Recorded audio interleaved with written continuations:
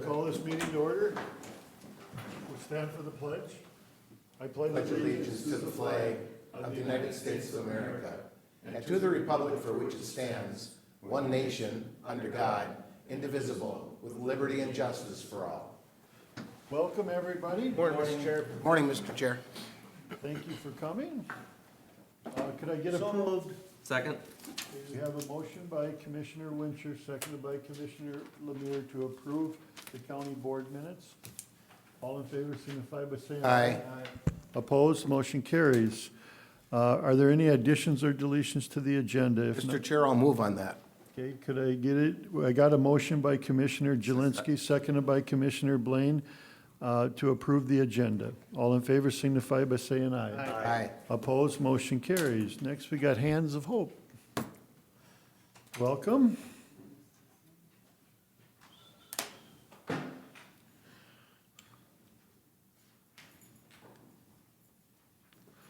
How are you ladies today? Ladies, good morning.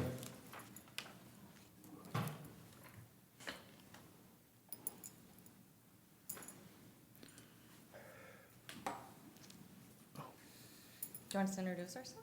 Well, absolutely. I am Johanna Klinkner, and I am lead advocate with Hands of Hope. Stephanie Ack, Executive Director.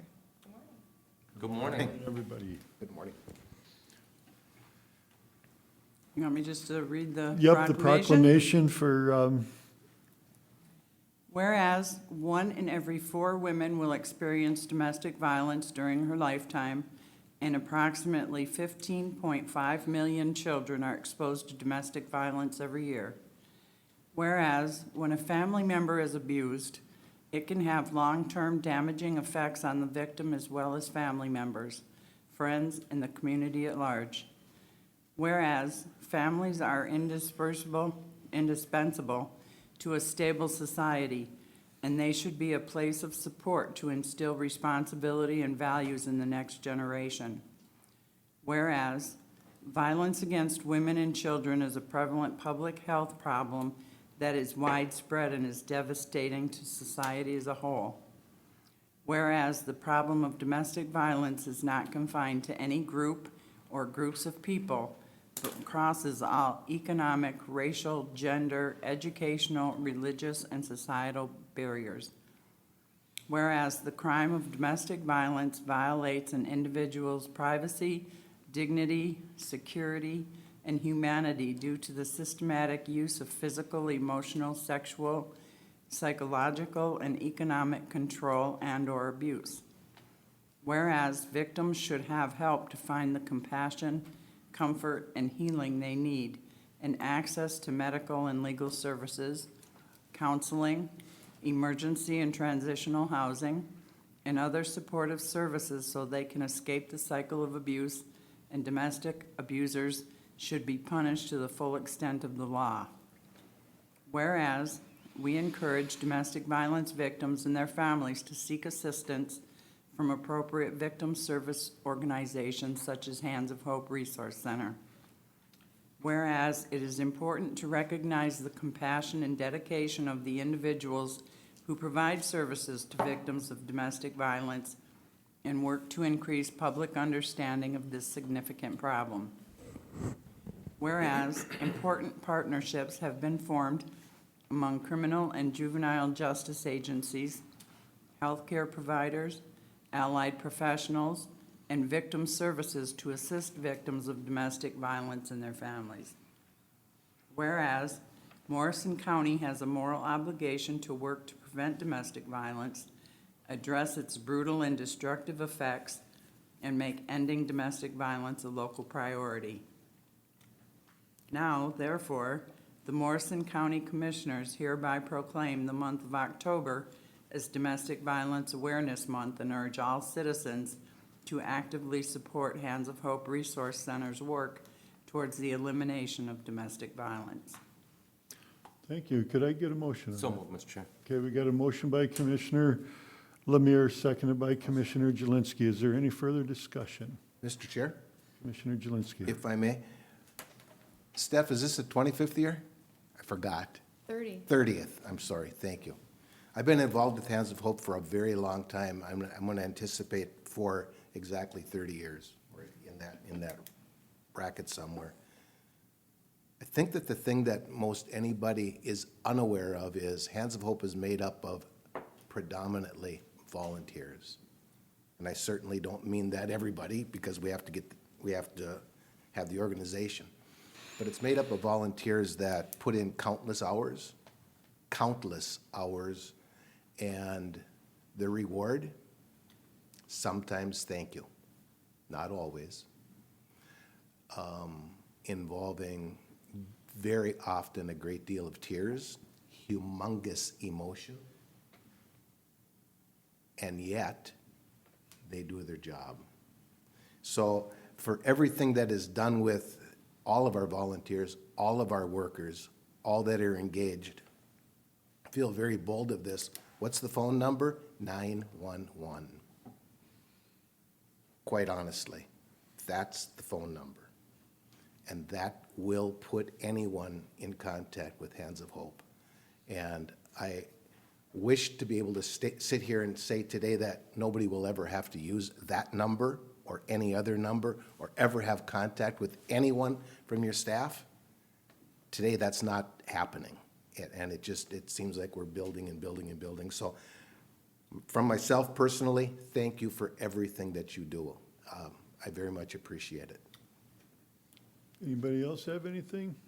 On top of that, Yep. thank you for everything you do. Yep, I have to agree with everything Commissioner Jelinski said, so thank you very much for all that you do. Anybody have anything else? Otherwise, all in favor signify by saying aye. Aye. Opposed, motion carries. Thank you. Thank you. Thank you both very much. Yeah, we can. Do you want to You do want a picture? You guys want to For a come up? pause for a photo. And we just slide together and. Sure.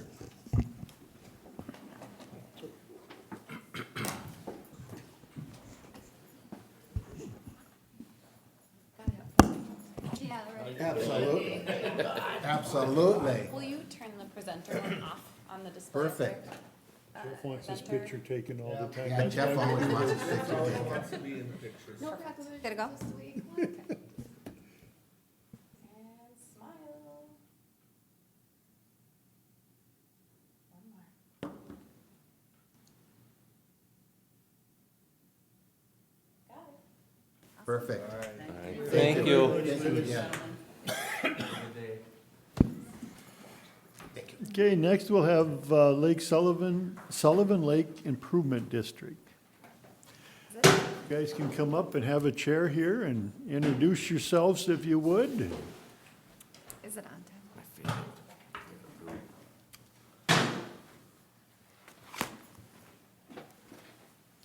Welcome. Good morning.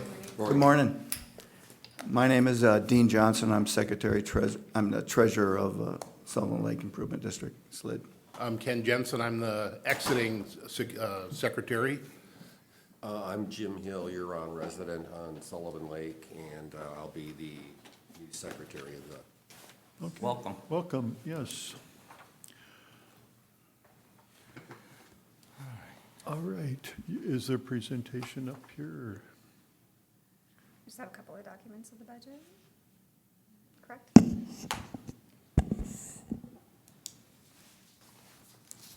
You guys can go ahead and, We had a meeting on the 21st last month to elect our officials back into office. We ran unopposed. It's a volunteer organization. And so we had 39 ballots that were collected and counted. And again, everyone was reelected. Paul Cheetah was our witness. We also went through the treasurer's report, and I'm not sure if she gave you a copy of our map. But basically what we do, of course, is we determine where we have curly pond leaf problems.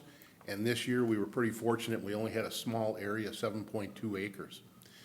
So we're hopefully going to, the lake levels were extremely low this year, and the weed levels are extremely high this year. So we're really not quite sure what it's going to affect next year, but we're hoping. So that kind of leads us to our Well, unless you have any questions, I was gonna turn you over to the treasurer and tell us how he's gonna handle it financially next year, so. Okay, Well, as it stands now, we are not asking for an increase in the assessment. We would like to just keep the $100 assessment we got now. We feel like we can make it at least through next year and hopefully the year after with just the $100 assessment per property.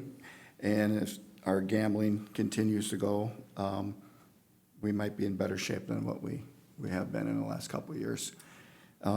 Like Ken said, the lake was extremely low. I've been part of Sullivan since '87 as a family cabin, and I cannot remember the lake levels ever being as low as they are now. The water was extremely clear. The fishing was okay. But I've never seen so many domestic or so many native weeds. You know, anything under 11 feet this year, you had plenty of weeds growing. But no zebra mussels, so that's what we're trying to keep out. good. Does anybody have, Commissioner Winchell? The question I have, when you said there was 39 ballots, and I want to congratulate for running unopposed and all that, and being your, a service to the lid, how many voters are there on the lid? Do you have any idea? We sent out 200 and right around 38, 39, 40 ballots. And then you do that just by mail or By mail. email or Yes. just however they get there. So everyone has a chance to vote. You just happen to be getting 39 of the 200 and some that were Right. actually voting. So. Right, we get a list from Morrison County and mail out, everybody gets a ballot that owns property. And majority rules, so you know, this is what the people that voted for, as far as the lid goes, as far as keeping the dollar amount the same. You got my vote. Yeah. Well, you guys always do such a wonderful job when you send us information and stuff. We appreciate the fact that everything's laid out and everything you do up there. Thank you. So, Thank you. Mr. Chair, Commissioner Zelinski. I just have one question. It's a rarity that I ever ask a dollar and cent question, but I just have to ask. In '22, you got 56,000 in the bank. In '23, you got 42,000, and in '24, you got 25,000. From my country school mathematical brain here, you're using your using your checkbook balance and you're bringing it down? Is that what I'm saying here? Well, at the end of the year on 2023, the hope is we have 25,000 in there.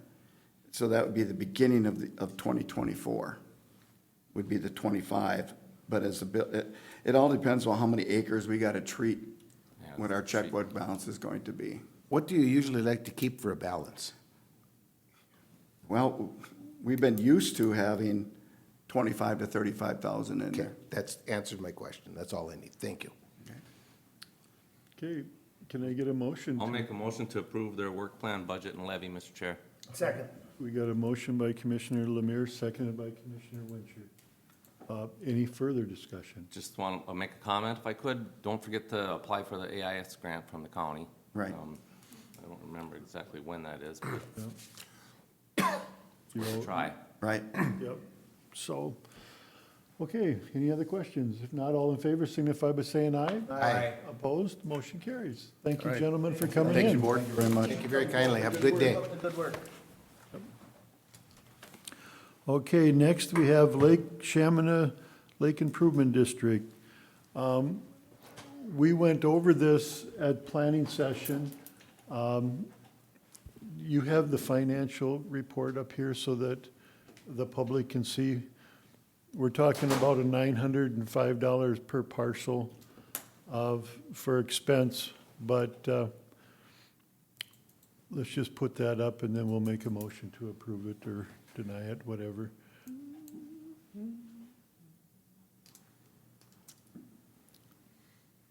There you go. Okay, the lid was in on our planning session because they couldn't be here, everybody, today. And so we went through this at our planning session. Could I get a motion to accept the Lake Chamina Improvement District? Make a motion, Mr. Chair. Okay, we got a motion by Commissioner Lemire, seconded by Commissioner Jelinski. Is there any further questions to anybody? Commissioner Wincher? And Mr. Chair, you did bring that up. Cindy, she gave a great presentation yesterday. I think Bob was there too last week. But then for the people out there in TV land, you know, they met just like Lake Sullivan did. The majority of the voters approved this budget, and I see no reason why we should deny it, and we should move forward. Okay. Any other questions? If not, all in favor signify by saying aye. Aye. Opposed, motion carries. Thank you, Bob. Bob, thank you for stopping in today, just in case, in the event we had a question. I appreciate that very lot. I still am so pleased with how we are working together these days and the support that we feel from the county. Thank you, Bob. Thank you, Bob. Okay, next, cybersecurity proclamation. I presume that's Amy. Welcome. Good morning, Miss Amy.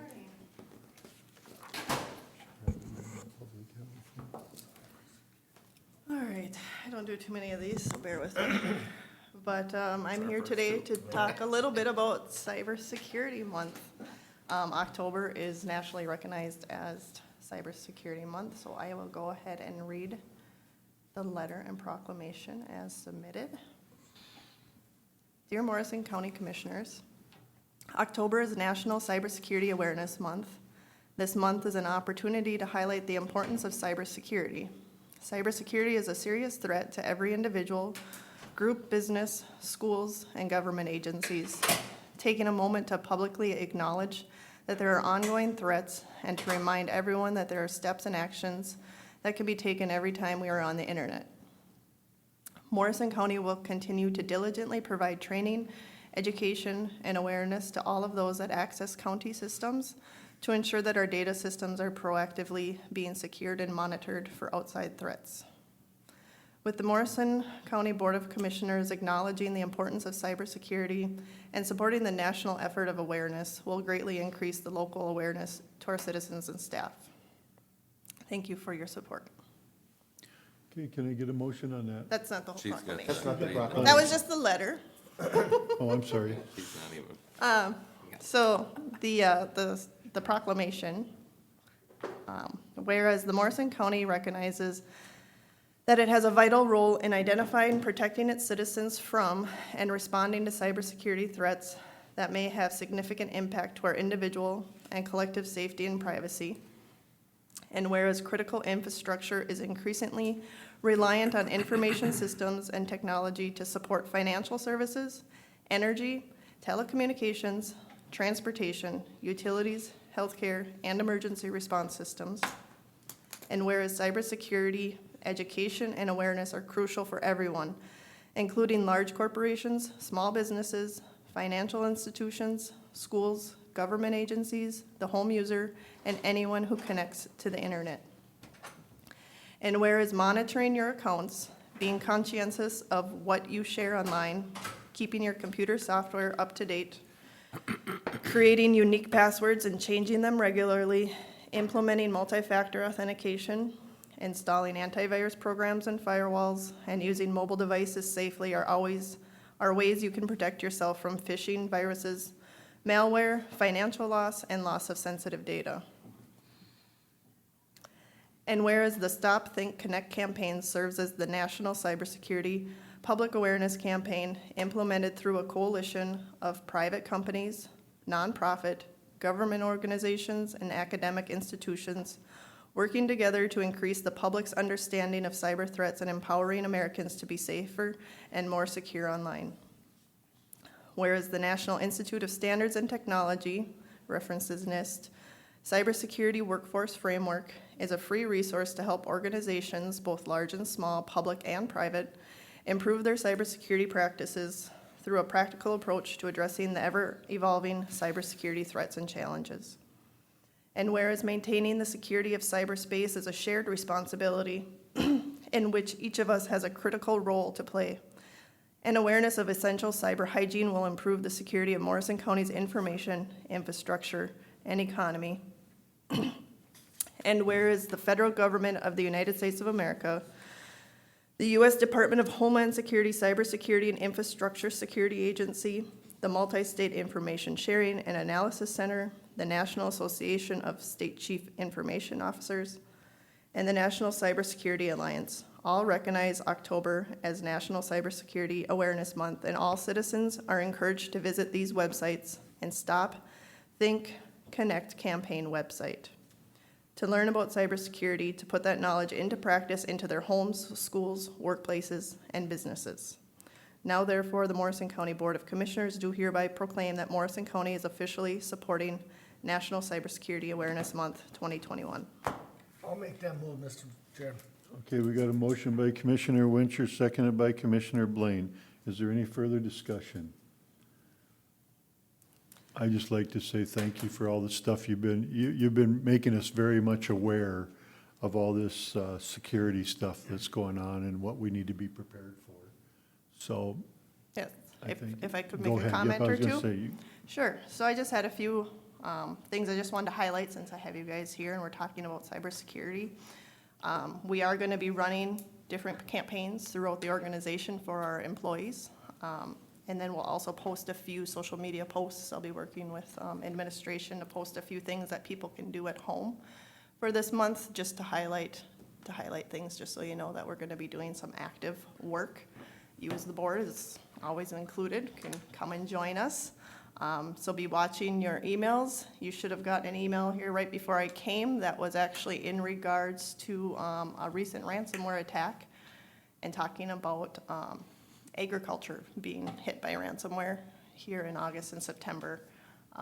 So it's something that you can share and share outside of here, just to be safe. Everything is touching technology, so we need to all protect it together, and I can't do it alone. So I just wanted to note that, and to also note that we are working with, I mentioned CISA in here.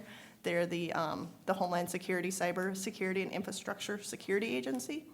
So they were actually just on site last week with us to do some assessments, and you'll be getting a report from them on what we can do to improve our security throughout the organization. Some of the things that you'll be seeing me come to the board for has been identified also by the National Association of Counties.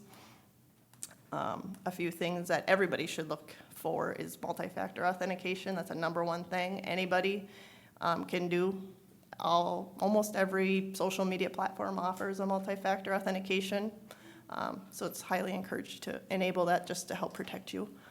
And then we'll be looking at how we can enable that here in the county.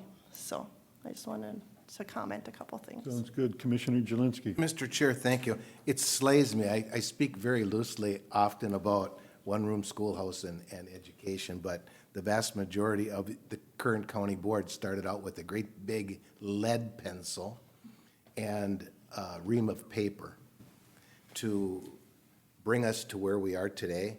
This board does not print out packets any longer, saving what, about 500 pages of paper each board meeting.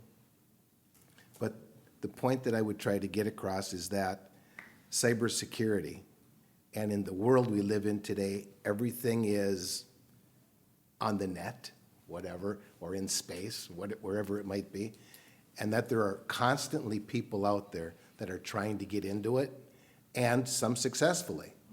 And no matter what we do, we can say that we are as cyber aware as we can be. All it takes is for me to push the wrong button one time, and all of a sudden, or anyone, I should say, but to push the wrong button, and we're one of those people that are now held up for hostage, as a hostage to pay in order to get our stuff back. And that's really kind of painful. But the more that we can do our cybersecurity, the better off that we will be, I'm sure. So thank you for being here today, Mr. Chair. Thank you. Thank you. Okay, thank you. Commissioner Wincher. Thank you, Mr. Chair. I sent you another one here. I don't know if I got the word gullible on my face here. I just had another one that was summons to jury duty. I forwarded that to you, I don't know. But it says no reply, from no reply, and I'll be fined if I don't report. Click here.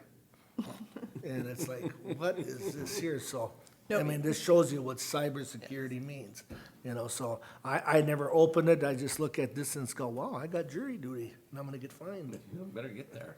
So you guys are a high-value target in a cyber criminal's mind because you are kind of like a CEO to a business, to a private. So it is something to be cognizant of, especially sitting in the role that you're in, because you're a board member. And so in their eyes, you're authority, so authority is who they attack. So you probably do get a lot. And my point would be, if you click here, are they gonna try to get money out of me, or am I gonna get a virus in my cell phone? I just don't know what they're trying to do. Oh, you gotta pay $100 to come to jury duty? I don't know what they're thinking. You might have got summons to court. Yeah. Could be. Yeah, You yeah. might be going to jail now that you're not going. Here comes our county attorney to find me, so. No, I'd say the downside of that is sometimes we probably delete things that we probably shouldn't delete, if we don't know. Because anything new, you don't really know about. I still have it here, Mr. Chair. I can click on it and see what happens. You should forward it to them. let's wait a minute. Let's not do that Does today. anybody have any other questions? But that is a real threat, and it's called CEO fraud. That's why I said you guys are kind of like the CEOs, because it's called CEO fraud. They get you, if you click, they get your credentials, they take over your mailbox, and then what they do is they say, hey, payroll person, redirect all your deposits, or hey, Oh, that makes hey, sense. treasurer, do this because you're the authority over them. So, I mean, this is private and public businesses, so they all need to be aware that that's how they get them. Makes very good sense, Amy. Thank you. Okay, we thank you. We have a motion and a second. All in favor signify by saying aye. Aye. Opposed, motion carries. Thank you, Amy. Thank you guys for supporting. Yes. Okay, next we'll have Public Have a Health good day, and Amy. Social Service Report. We have Cindy. How are you two today? Great, great, good yourselves? morning. Great, great. Morning, Jeff. Good morning, Cindy. Thanks for having us here. I'm going to start us off with a COVID update. Our numbers of COVID are skyrocketing in the last week. We are now at an average of 25 cases a day in Morrison County. As recently as a month ago, we were under 10 cases a day, so that's very concerning. The number that I find concerning is that last year at this time, of our 14-day case rate, 21 were kids. This morning, 86 are kids, ages 5 to 18, school-age kids. So we know that our spread among those unvaccinated students is very, very high. And we are reporting that to the schools twice a week, updates. We're actually breaking it down for them by zip code so that they know where it's at and which buildings. We have a high concentration in the Little Falls district as well as Royalton.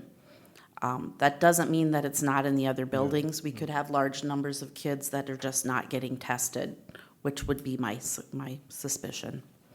So just wanted to get you up to date on that. If I may, Mr. Chair, to comment on that. It's unfortunate that, that this is going through, but fortunately that kids, and you read whatever you gotta read, are not as susceptible to, any getting major things wrong with them. Again, it just happened to my son's child. Parents sent the kid in with a cold and a sore throat, and that's a lot of it too. It's just like, why are you sending your kid if they're sick? It's no different than it was 3 or 4 years ago. If you had influenza or something like that, keep these kids home. But are these kids showing signs, or is it just because I by what you read and what you hear, that a lot of them don't have signs? So now when they go to a doctor for, let's say it was strep throat, I mean, they'd almost kick you out before they'd have you do a test. Now it's kind of like, hey, let's get this COVID test in to make sure you don't have. Correct, You understand correct. what I'm They're saying? they're identifying symptoms that we might have otherwise not been as concerned about. The vast majority of the kids that are getting it are not running temps, but they do have other symptoms for the most part. However, we don't know how many asymptomatic ones are out there because they're not being tested. The MDH is pushing very hard trying to get schools to do some testing, and there's a lot of pushback from parents because obviously they don't want their child quarantined. They don't want them to keep them home. But that is something that MDH is working very hard on. All schools have access to free tests that they can have a child do, bring it back to school, and they'll get it delivered, or do a rapid test. So there's a lot of availability out there. The schools have 3 to 4 options for testing, but there isn't the buy-in from the parents and Well, guardians. it's not so much the buy-in, it's like, a lot of these kids get influenza, and then based on what I hear, that's more deadly to kids than the COVID is. But yet they don't test for influenza, it's just. they Typically, test- if you're getting a COVID test, you're also getting an so- influenza So they test. can test for influenza at the same time? They are doing that for the most part, because when COVID rolled out, that was part of the protocol, was that we were testing for COVID and influenza to make sure what we had. And that's still pretty routine. Most people that get a COVID test are also being tested for influenza. We actually have a really high surge right now of RSV in children. Since June, we've had a high surge of RSV, and that's a bit of a mystery as to why that's traveling around. But that's actually quite dangerous for children as well. So COVID may not be dangerous for most kids, but if you have a vulnerable child, a child with asthma, other underlying health conditions, just like adults, children can get very sick. We have had a couple in Morrison County that have been hospitalized, so they're not exempt from serious illness. Oh, and I didn't say I knew they weren't exempt, it's just that, thank goodness that they're not as likely to have serious complications like like influenza and that sort, because COVID is a very rapid and spreads quite easily, so. Okay, Commissioner Blaine, I think you had a question? So, thank you, Mr. Chair. I'm just curious, if we look back a year ago, vast majority of the schools looked at keeping the kids at home and learning online. And we didn't have numbers anywhere close to what we do right now, especially with the spike that we're seeing right now. I'm a little, I guess I'm a little bit taken aback that the school districts took action a year ago with considerably lower numbers in having kids distance learn, and now when we have a spike like this and numbers that we've never seen before in the non-adult population, that there seems to be no action from the schools on this. Do you have any explanation for that? So at this time last year, both MDH and MDE had some very strict guidelines in place. Schools were forced to not have their students there. We were under a statewide mask mandate for students. And, we could debate masks all day, but I promise you that this is a respiratory illness and masks do help. They don't completely prevent it, but they do help reduce the numbers. There is not a school in Morrison County right now that has a mask mandate. Masks are voluntary. They are encouraged. And I would challenge anyone at this table to tell me, would you like your surgeon to not wear a mask next time you have surgery? It's about infection control. And so masks would make a difference. But that has been left up to the individual school districts. For the most part, parents and families have greatly protested masks, and that's why we don't have any mask mandates in Morrison County. So there's a couple things happening there. We have the Delta variant that spreads very rapidly that we didn't have at this time last year. We don't have a mask mandate, nor do we have children distance learning, and those things were mandated last year. And we simply have a very large number of students that are unvaccinated. So we have our 12 to 18-year-olds that are eligible to be vaccinated. Right now, we're only at 24% of those actually having been vaccinated in Morrison County. So that's only a fourth of our students that are eligible to be vaccinated that are, compared to 50% of our adult population that's vaccinated in Morrison County. So that's a multifactorial situation. It's not any one thing. So I guess it would be fair to say that if there's no action taken for any of these preventative measures, either an increase in the vaccination rate or masking or social distancing, distance learning, that it's fair to say that we'll see these numbers continue into the future here. If we're just, it almost appears to me that the powers that be will let this virus run its course. That seems to be what's happening. I guess I wait and see. Okay, thank you. Yeah, thank you for the information. We appreciate it. You're welcome. So the real reason we're here, I hijacked a little because Brad usually does a COVID update. So we're here to talk about waivers in Morrison County. So Jeff and I supervise a couple of different waiver areas. I supervise the over 65, which is people that are on the alternative care and the elderly waiver and the essential community support. So those three waivers all require that someone meets nursing facility level of care. That does not mean that they have to go to a nursing home. It simply means that based on our assessment and the guidelines from the state, without services, they are at risk to end up in the nursing home. So the goal of these programs is to keep people out of the nursing home. They have to meet financial criteria as well.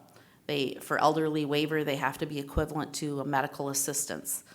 Alternative care is a little less restrictive. It has fewer services available, but they still have to meet some income guidelines, and they might have to pay a portion of their services. But again, the focus is what can we do to keep people from landing in a nursing home?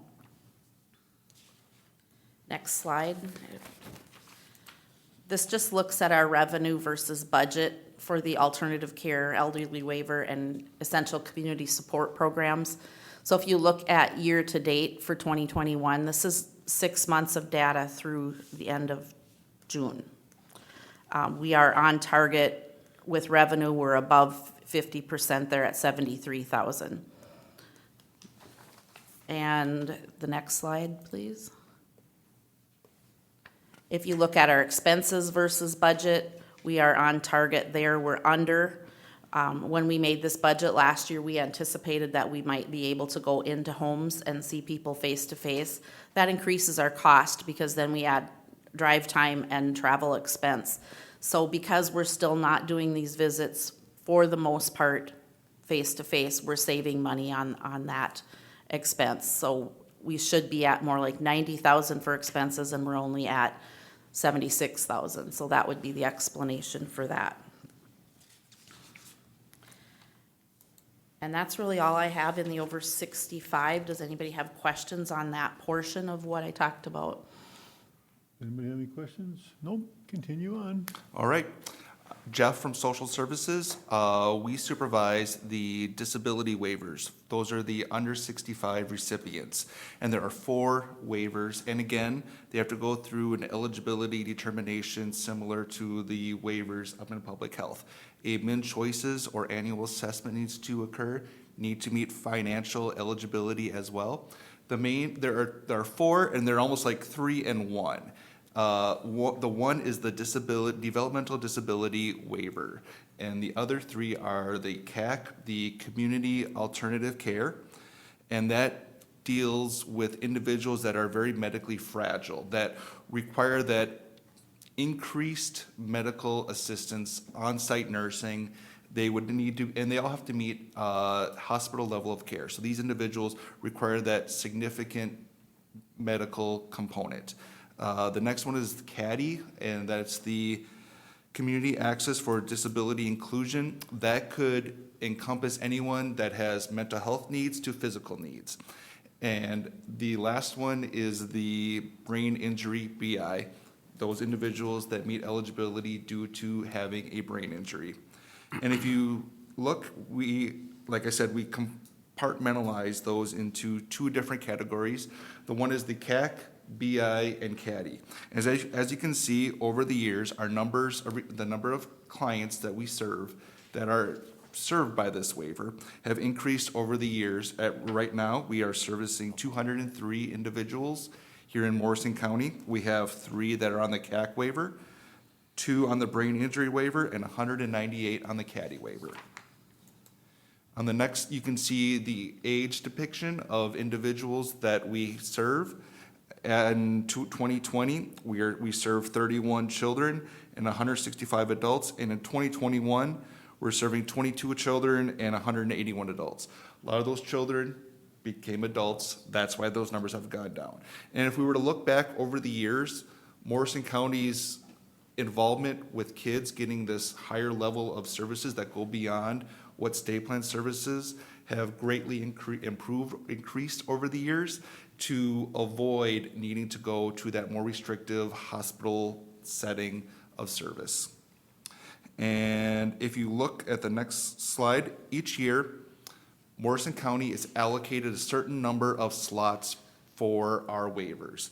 And as you can see, over the past several years, we continue to receive more and more allocations. Now, that's at this time, the state is being very generous with being able to provide resources to meet the needs of our individuals. There was a time many years ago where we were not given allocations every year. And when we get an increased allocation, our budget in turn increases as well. And on the next slide, you can see this reflects the number of the budget amount that we are given every, and this is on the fiscal year from July 1st to June 30th. So it runs aligned with the state for these 3 waivers. And right now, you can see that our allocated budget for 2021 is $12,944,900. And each year there's been an increase except for 2021. And that has in part to do with there's been a greater restriction or inability for our folks to access service providers due to those staffing shortages that we've heard over the past year, due to many circumstances that go beyond our control. And if you look at the graph, you can see that each year our allocated amount, the amount we authorize and the amount that's spent are very close to each other, but we have not been able to provide the services to individuals due to lack of available supports. And the next slide, you can see that when we have individuals that are serviced under this waiver, we bill the waiver itself for our case management. It goes in 15-minute increments per time spent. And as you can see, our needs continue to increase over the years. That's the amount that's our revenue for supporting our individuals. And we're on track to exceed and the reason for that is because our case managers are doing their best to provide services that are not being provided by providers at this time. So they're going above and beyond what normally would be expected. Now, we'll go back and look at the DD waiver, the Developmental Disabled Waiver. As you can see, we have 166 individuals that are currently served on the DD waiver. And our allocations have increased again over the past several years, similar to the other disability waivers. As you can see, if you scroll down, the allocations, they've greatly fluctuated over the years. Now, there was a significant spike in 2017 when St. Camilla's closed, and those individuals had to be moved to a different location. So the state granted us additional funds, additional spots to move those individuals to other alternative settings. And similarly, for our revenue, you can see that the numbers continue to increase over the years based upon the amount of case management work our case managers are doing. And we are very much working to support our clients as best as we can to fill the gaps. And lastly, you can see budget similar to the other 3 disability waivers. Our DD waiver budget continues to increase and along the same lines that the other 3 have.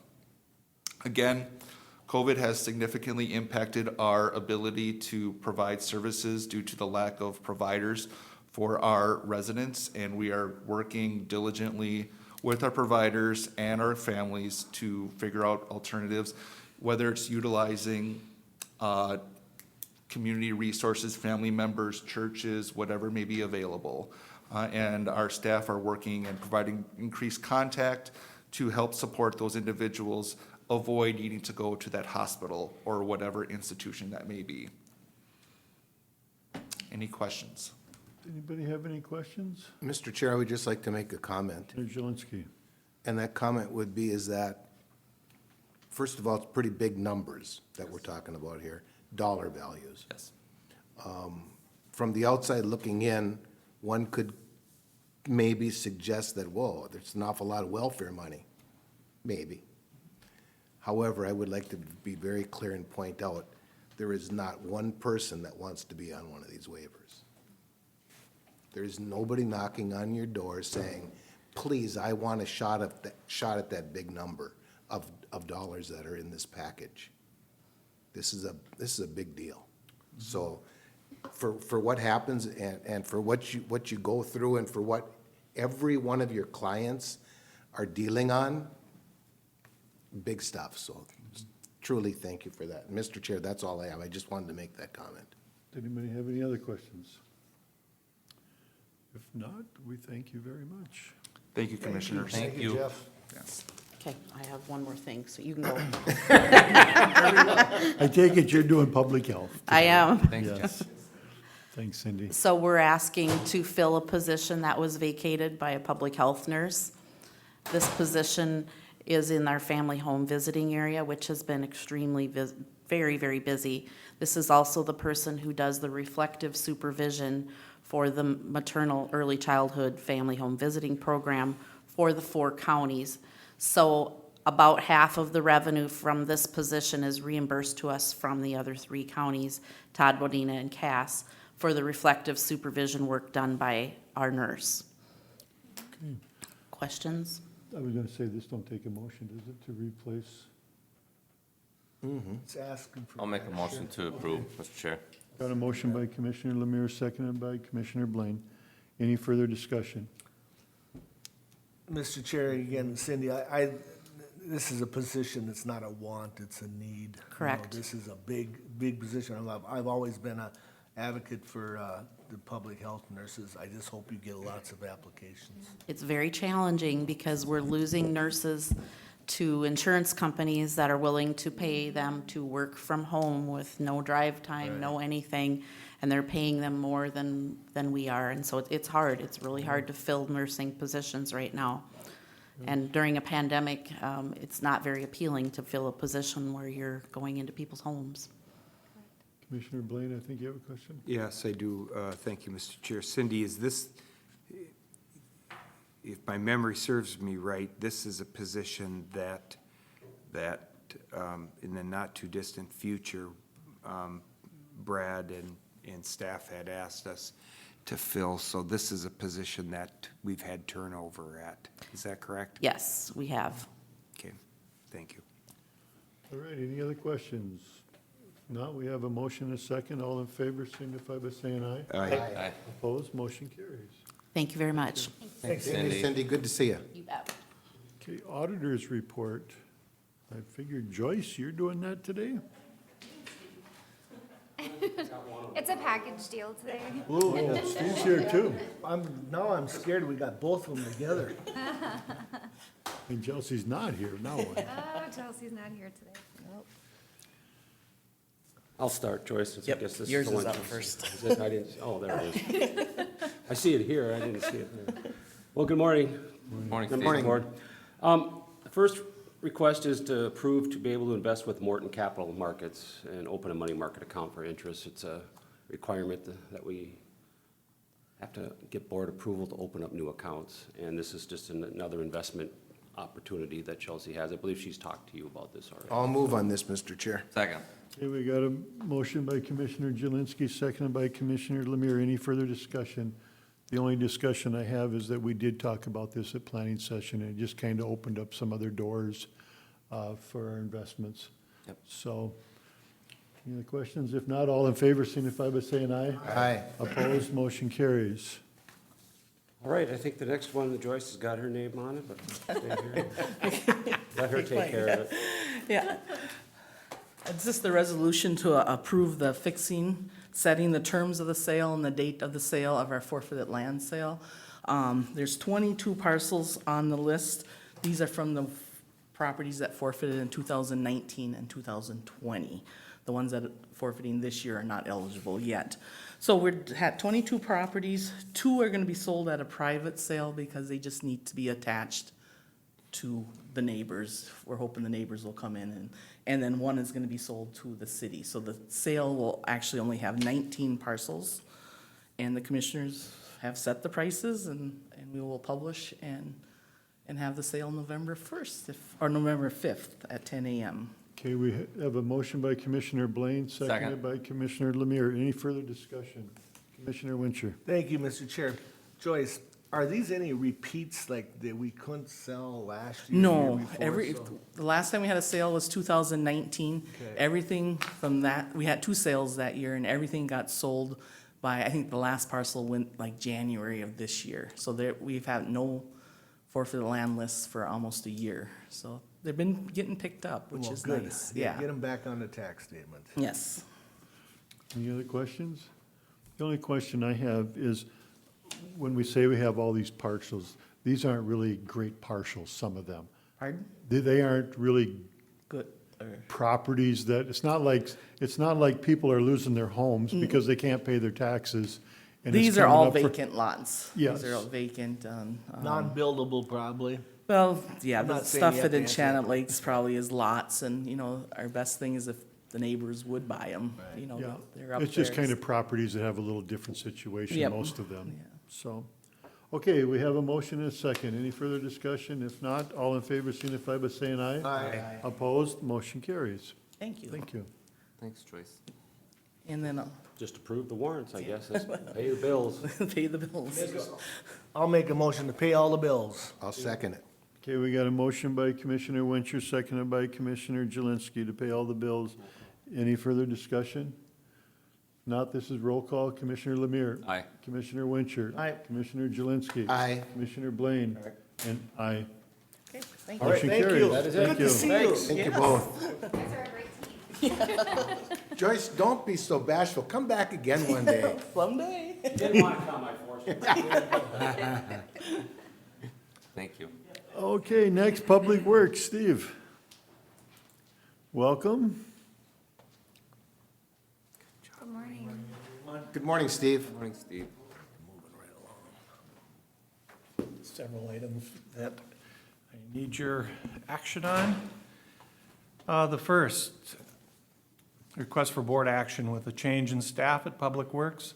We need to designate an employee for our noxious weed program and notify the Commissioner of Agriculture of that individual, which our point of contact with the department would be Galen Gruber. We'd ask the board to adopt So that moved. resolution. Got a motion by Commissioner Wincher, seconded by Commissioner Blaine. Any further discussion?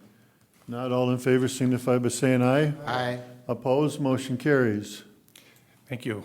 Mr. Chairman, request for board action number 2 is to set the limits for insurance requirements for our solid waste management facilities. Our ordinance requires that the board sets those. They haven't been adjusted for a while. The limits have been raised for, these liability limits have been raised. Currently, in our resolutions, as a part of our ordinance, we have them set at $300,000 per claimant and $1 million per incident. We're requesting that they be up to the $500,000 per claimant, $1.5 million per incident, which would meet the statutory requirements. So moved, Got a Mr. Chair. motion by Commissioner Second. Blaine, seconded by Commissioner Wincher. Any further discussion? Not all in favor signify by saying aye. Aye. Opposed, motion carries. Thank you. Mr. Chairman, request for board action number 3 is the same. It sets the limits for our solid waste and recyclable haulers, and they are set at the same limits that our previous resolution were set at. So moved, Okay, we Mr. got a Chair. motion by Commissioner Blaine, seconded by Commissioner Jelinski. Any further discussion? not, all in favor signify by saying aye. Aye. Opposed, motion carries. Thank you. Mr. Chairman, at our planning meeting, we had a presentation by Chris from the Little Falls Convention Visitors Bureau on a project that they have been working through with the city of Little Falls for the installation of welcoming and wayfinding signing at the parks in this area, both in Little Falls, and they're requesting that we include Belle Prairie Park in that project. It basically is a history of Belle Prairie Park in a concise kind of kiosk way. They would be supplying us with the signing that we would then install at several locations out at Belle Prairie Park. Any damage or vandalism would be handled by the Visitors Bureau in the future, so there wouldn't be cost or expense to the county. I think after we had heard that presentation, it was the intent that the board would accept this donation and do the installation for these signs. Okay, got a motion by Commissioner Blaine, seconded by Commissioner Wincher. Any further discussion? Commissioner Wincher. How large are these signs, Steve? 3 by 4, I believe, is what they had said. They're they not were. very small, they're not very large signs, you know, so it's not gonna, And they're kind of in a kiosk setting. right. Thank Any you. other questions? Now we have a motion and a second. All in favor signify by saying aye. Aye. Opposed, motion carries. Thank you, Mr. Chairman, that's all I have. Thanks, Steve. Steve, I don't think we're gonna be very long. Are you gonna have a second? Can you stick around? Oh, yeah, we have a ditch Oh, we do have a authority. ditch meeting after Yes. anyway. Steve, we had talked a little bit about Belle Prairie Park. Can you tell us a little more about what you got done out there that we talked about at Public Works? Okay, after the board authorized us to proceed with the enhancement of our disc golf area, we went from 9 to 12 baskets. It meant a few relocations of the baskets out there, but our staff now has completed all the tee boxes. Those have all been formed up, and they're now concrete tee boxes instead of clay tee boxes. We've made improvements to all the baskets, so they're a high-quality basket and red, white, and blue scenario as you go through the course. We've done quite a bit of removal of vegetation and trees that allow for some of these to be pretty high-quality holes, I think, when you're talking to the people that are playing this game. We did this with all of our own forces. It's turned out real well. We have also done quite a bit of work with restricting access for vehicles throughout that area where people had the ability to drive where they wanted to. We've installed quite a bit of split rail fencing, also some areas where we've used large rocks to control access. And so that is better defined, and I think the whole project has been very successful. It's working very well, and you can, I think, notice the improved and higher number of users of the disc golf area already. Sounds good. So that's what we did. It didn't take the guys very long once you give them the okay. What do you do with the old baskets? They will be on public auction. They're just gonna be advertised here probably this week. Okay. So if anybody has an interest, you can Those are purchase them. chain ones, right? Yes, yep, yes. Okay, thank you, Okay. Steve. Thank you. Thank you. Okay, next, administrators report. Sure. So, Mr. Chair, I have an RBA to appoint a commissioner to the Region 5 Development Commission for a new 3-year term beginning in 2022. We need to get the names of the commissioner by October 25th. Currently, Commissioner Blaine is sitting on that board. So he was appointed back in 2018. The commission is comprised of 24 members from the region, and it meets 10 times per year on the 4th Thursday of each month, excluding November and July.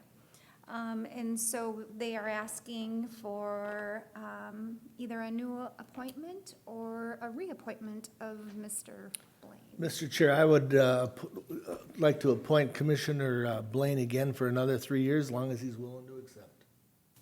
Okay, do I have a Second. second? Got a motion by Commissioner Wincher, seconded by Commissioner Lemire. Say no.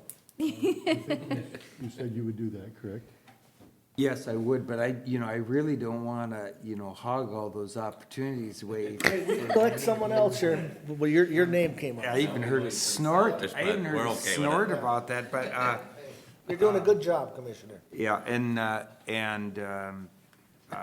I'm willing to do that, and I appreciate you guys' support, and I must be doing at least a couple things right there, because they have me overseeing the financials through the exec board, as I'm the treasurer on the exec board there too, so. Sounds good. Okay, we have a motion and a second. All in favor signify by saying aye. Aye. Opposed, motion carries. Thank you for doing that. Congratulations. Yes, thank you for doing that. Anything else? Just to kind of give you an update, with Mr. Bekowski's position with the county engineer, which closes tomorrow. We currently have 12 applicants, so that's good. Hopefully, we have a nice pool to choose from. Brad and Steve and I will be reviewing those applicants, so we will let you know who those finalists are once they're determined. And you're taking that down to how many? Well, we're not sure yet. We'll have to see how many qualified applicants that we have, and we'll do our scoring and determine what that list ends up being, so, Okay. We look forward. yeah, it's exciting. It's nice that we have a lot of Bittersweet. applicants for both of our positions, so that's good. Right, yep. Yep. So, yeah, we have a couple others. I believe we are interviewing 9 for the jail administrator position that's open. I don't believe they've held interviews for the jail cook for that lead. And then we have a couple of other various positions that are open, but we have a lot of nice applicants, so Good. I'm excited to hear that. And we haven't seen the applications yet for administrator, but I think that closed and there was 18. Is that the right number? Yeah, I believe it ended up being 18. I think at one time it was 19, so I'm wondering if somebody may have rescinded, Yeah. dropped out. From what it sounds like, it's been narrowed down. Well, good, the So process We'll find out continues. more when Gary's ready for us to know Yep. more, so. How is everything else going? We don't necessarily get a chance to come and bug you about things, but we should assume that things are being managed well and. Yeah, actually, yeah, things have been quiet. We've been just kind of managing with what we got and kind of working out open enrollment for this upcoming year, which is going to be taking place at the end of the month. Of course, there's a few things here and there that throw you a curveball throughout the day, but we're managing it, and Brad and I have been working together and working with the department heads to remedy some of those things that pop up, but all in all, it's been quiet, so. Yeah, you will alert us when that window of time is when we do our The health open enrollment? insurance. Yep. Yeah, the enrollment again. Correct, yep, so open enrollment, we have the date set, it's gonna be October 20th through November 5th. And actually, we'll do the enrollment through Paycom this year, so it'll be a little bit different. We are working with a benefit enrollment specialist who is currently working on getting all of our plans set up and the rates changed. The only change that we had for this year is our life insurance. We currently have Sun Life, and the rates were extremely high, and so the insurance committee reviewed the proposals. We had gone out for RFP and determined that we were going to be moving to Hartford for the basic life and then the voluntary life, employee, spouse, children. So the rates are a little bit lower for both the employer and employees. And so we are waiting to get those final contracts from them to be signed. Otherwise, we will be sharing that information. We'll also be doing, I don't know if you recall last year for open enrollment, with COVID and everything going on, that we had just done a video presentation. We are kind of working on doing that same thing this year. Our office is looking at setting up either a couple of meetings with staff. If they're able, they can come. Otherwise, they can view that presentation on their own from their desks, or they can share it with their spouses at home. I know kind of sitting in on those meetings, you know, and then trying to take that information home doesn't really translate well, and there's so many other questions. So that's kind of nice for those families to be able to review that information together. So we'll kind of see how it works out. Our vendors will also be providing presentations as well. So all that information will be available on our intranet site. So more to come. Okay, thank you. You're Any other welcome. questions? Okay, anything else? No, that is all that I have for you today. Okay, next we got committee reports and upcoming schedules. What dates are we looking at, Tabitha? October 10th through October 23rd. October 10th through the 23rd. Commissioner Lemire, would you mind starting us out? Sure.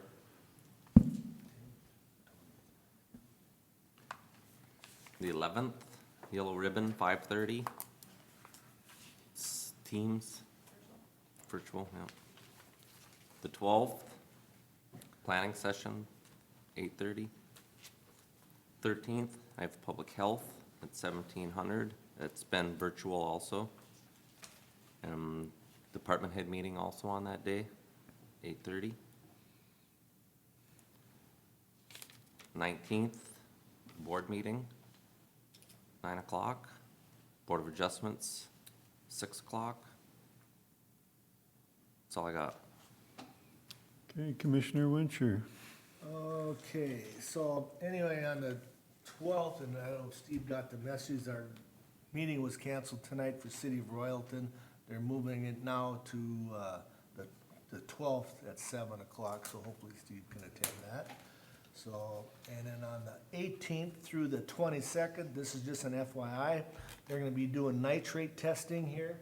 So if you have your water, you wanna bring that in, you can bring it here at the courthouse while they're open, and they can test for nitrates in your water, so it's usually a pretty good thing. On the 21st, I have TCC, it's 5 PM. And on the 22nd, I have soil and water at 8 o'clock, and that would be it. Okay, thank you. Either in person or, yeah, soil, they're all now, but I go person, but you can do them either or. Commissioner Jelinski. On the 12th at 1 o'clock, I have Safe Roads Towards Zero Death here at the Government Center. At 2 o'clock, I have a 911 telecommunicators work group meeting, and that one would be virtual. Do we have Board of Adjustments also on the 12th? I see it in the calendar here. But we don't have it on the 12th? We do, I think. I see it on the 12th and not the 19th. So we do have it. You know, we had it last week. You shouldn't be on the 12th, should it? So, no, so it should Should be on the 19th. be the 19th, you're right. We just got It's it. not yeah. on the Do not have it on the 12th. Okay, thank Wait a you. minute, hold Wait, it, no, no, hold no, it, no, hold it. no. Right here, Planning Commission meeting, October 12th at 6 o'clock. So I was Yeah, it right. should be Thanks, the- Jeff. It should be the same week as our planning session, so that Yeah. the following week we can take action. So it is on the 12th. Okay, so it is on the 12th. Okay, thank you. Ready, turn the page. Great. On the 19th, at 2 o'clock in the afternoon, I have a telecommunicators work group, virtual meeting. As we talked about, on the 20th is the start of open enrollment. On the 20th at 3:30, I have a State Emergency Communications Board Executive Committee meeting, virtual. At 5 o'clock that same evening, I have a Hands of Hope meeting, that's virtual. At 7 o'clock on the 20th, I believe is the Township Association meeting, that would be here at the Government Center. Not positive I can make That is- that, but That is right. it is at 7 o'clock. On the 21st, at 10 o'clock in the morning, I have a Central Minnesota Emergency Services Board Owners and Operators meeting. And, Mr. Chair, I think that's all I have. Okay. Commissioner Blaine, do you have anything to add? I can add that on Thursday, October 21st, at 7 PM, the Ag Society will meet, and they will meet here in the courthouse. Okay. Thank you, Mr. Chair. And I've just got community development on the 19th at 12 o'clock. That's in person. It's at the Pine Country Bank. And that's all I've got to add.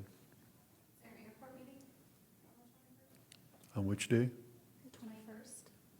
I haven't been notified yet. That comes, sometimes we do, put it down. Yep.